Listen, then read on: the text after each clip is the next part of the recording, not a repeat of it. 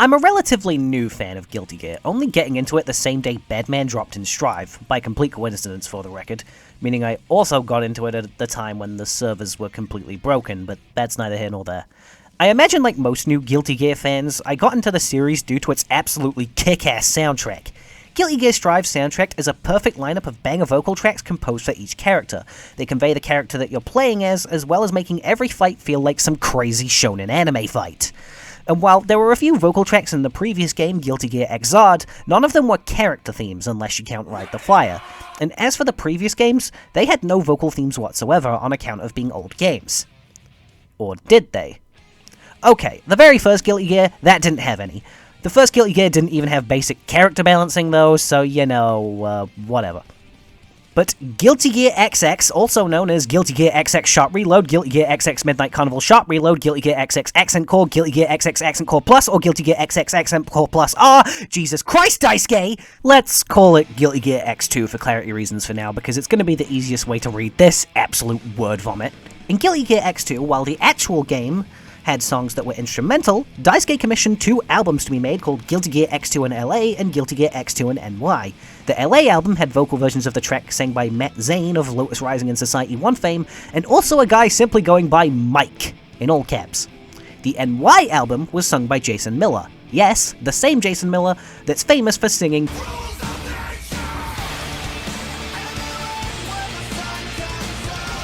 So, what are the vocal renditions of the songs like? Are they good? And the answer to that is... I'll go ahead and say it right now. I actually really like these 2 albums a lot, but trying to look at them as critically as possible, the lyrics are really, really goofy. And while I dare not play the vocal renditions of the song because I slightly fear the unknown mystical way the YouTube copyright system works, I will say you can find them online really easily. They haven't adapted every character theme, mind you. It's missing Cliff, Abba, Justice, Ordersol, and Robo-Kai's themes, and to be fair, what were you going to do with Robo-Kai? His theme is just a shitty Holy Orders. Fun fact, actually, while writing the script, I learned in the Korean version of the game, Robo-Kai has an actual non-joke theme song, so hey, that's neat. So today, I thought I could take you through some of the vocal renditions and show you just how goofy or interesting some of these lyrics are. Let's start with Kai's theme. Nice middle ground character, nice place to start. Holy Orders is one of the most beloved songs in the entire Guilty Gear franchise, and for good reason, because it absolutely slaps.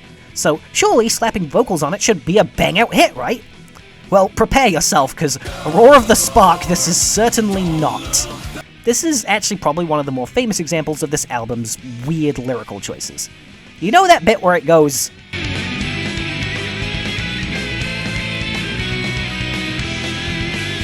They chose the lyrics, fight till death, this war keeps you alive, okay, strong start, then followed with, never forgive a shenanigan. I have no jokes, that speaks for itself, honestly. This lyric has become something of a meme among Guilty Gear fans, and it's not hard to see why. Like, shenanigan is such a goofy word. It makes it sound like Kai is handing down divine punishment because the Gears play Ding Dong Ditch on too many neighborhood doors.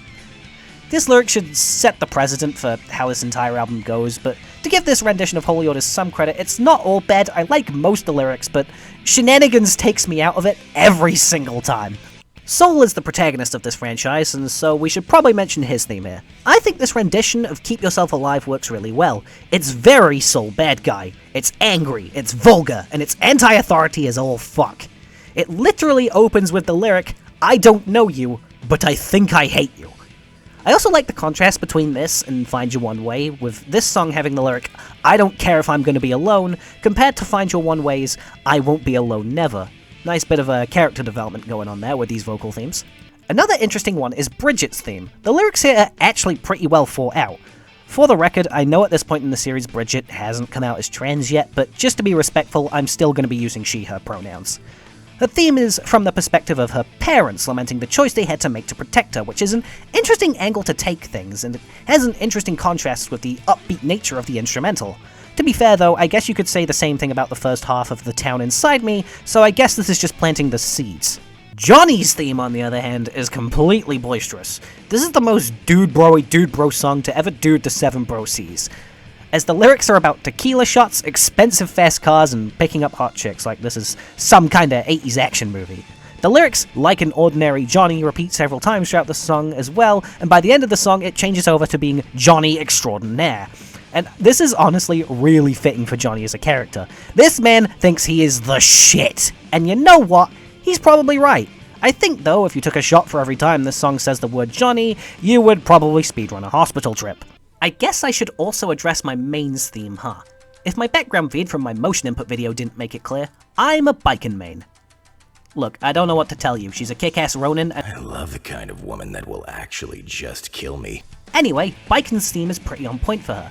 A song talking about your demons that you can never truly escape from, and the only thing you can do is stand your ground and fight them all. As the song says, it's a demon war.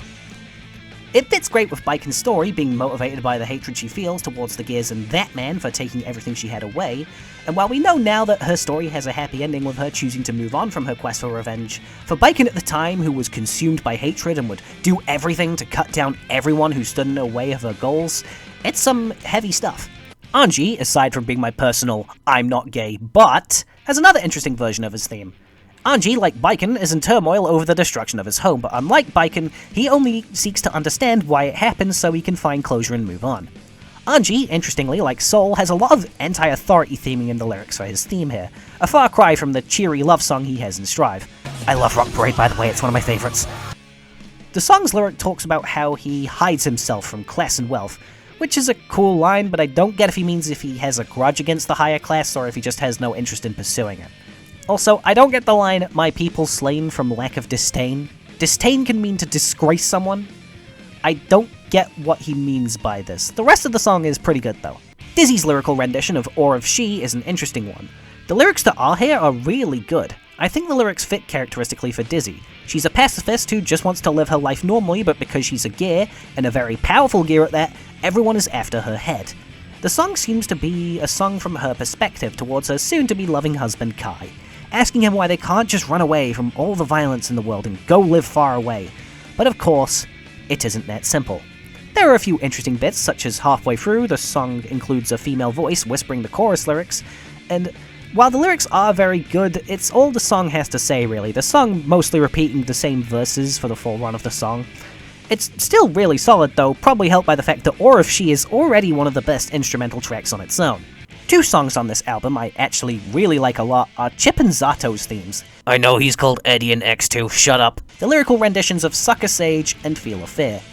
Chip's themes in the series have always been some anime fight-sounding butt rock that wouldn't be out of place in a Sonic game, and when writing the lyrics for Sucker Sage, they really understood the assignment here, with lyrics such as dare the world to wield a sword and dispel the lame from our turf.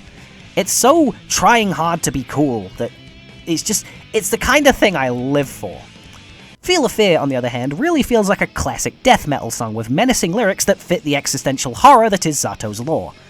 Reading the lyrics, my interpretation is that they are Eddie taunting Zato, letting him know that everything that's happened is the consequences for his own actions. Don't get me wrong, it doesn't hold a candle to the tragically haunting Let Me Carve Your Way, but it's still really solid. I could go on, but I think you get the idea. They're really easy to find on YouTube, so if you want to go hear them, go look them up. But before we go, I want to end with what is easily the most unhinged lyrical rendition of a song in this duo of albums. Jam's theme. I feel a bit sorry for Jam. She's kind of the butt of this franchise's jokes in most of her appearances. When all of her dreams aren't burning down in front of her, she's being poked fun at for her broken Japanese, and her theme here is interesting, to say the least. First of all, the song's lyrics have a weird obsession with calling Jam a bitch. I mean, that's a bit mean, innit? I could see the argument that it's a self-empowerment thing, like how, for instance, in the second episode of Kill la Kill, Ryuko refers to herself as I'm the crazy bitch from Kanto. But considering the song's perspective isn't from first person, it just comes off as weird. I think the idea the song is going for is that Jam is this femme fatale kind of character, which, she's more comic relief than anything in the games, but I suppose you could see it as how Jam sees herself. The song's lyrics go into detail on some weirdly violent things as well, with lyrics like tear your flesh and leave you scarred, and rip the brain from inside your skull? Jesus! I thought we were playing Guilty Gear, not Mortal Kombat. I thought I was supposed to be killing my friends guilt-free, not with immense amounts of guilt. And to top it off, we also have some rather explicit-sounding lyrics regarding, Well, you see, when a man and a woman... Sex, okay. The lyrics talk a lot about sex. With the lyrics inviting to get a good feel, and describing how her curves will rock you hard. Yeah, okay. Also with the lyrics often calling her a foxy lady and a lovely animal, which reminds me a lot of The Bad Touch, you know, the song where they mentioned the Discovery Channel in context to mating, you know the one. And do I even want to know what Jam meant by this? So, why are the lyrics in these albums so weird anyway? Well, apparently Arxis only gave them a week to write and record the whole damn thing. So yeah, no wonder these lyrics feel very first draft in nature. Apparently they also had some lyrics that they had to include, such as the iconic "Ordinary Johnny" line from Johnny's theme. So yeah, it seems like they didn't get a lot of time to quality check this album. It's also interesting to know that this wouldn't be the last time Arxis would do something like this, as they would eventually give us Blaze Blue in LA to go with the first Blaze Blue game. I think the lyrics see an improvement, but ultimately it suffers from the same issues of repetitive lyrics. And while I'm here, I'd like to quickly highlight two of my favorites from this album, because let's be real, when else am I going to talk about this? I really like what they do with Ragna's theme Rebellion and Hakumen's theme Susanoo. The lyrics in Rebellion are suitably anti-authority, but unlike Soul's theme in Guilty Gear, which is more down with the man kind of anti-authority, Ragna's is more of a I will fight against the uncaring cruelty of the universe kind of vibe, you know, fitting for the 15-year-old edgelord's anime OC vibe that Ragnar is going for. And as for Susanoo, they turned it into a Power Rangers opening theme, which is actually the sickest thing this side of the boundary. So yeah, while the Strive themes may sometimes have some questionably weird lyrics, we can at least know that they used to be a lot goofier. And while I do think these albums are a fun listen, enough that sometimes I'll actually go out of my way to listen to them as background music while I'm doing other things, they are undoubtedly prime examples for how good lyrics can be crucial to a song. So, if you've listened to these albums before, I'd like to know which song is your favorite, and why you enjoyed it. Feel free to also smash that like button and check out my other content. If you like what you see, I'd appreciate if you subscribe to the channel. I'm Ramen Ronin, and I'll see you when I next think of something to ramble about.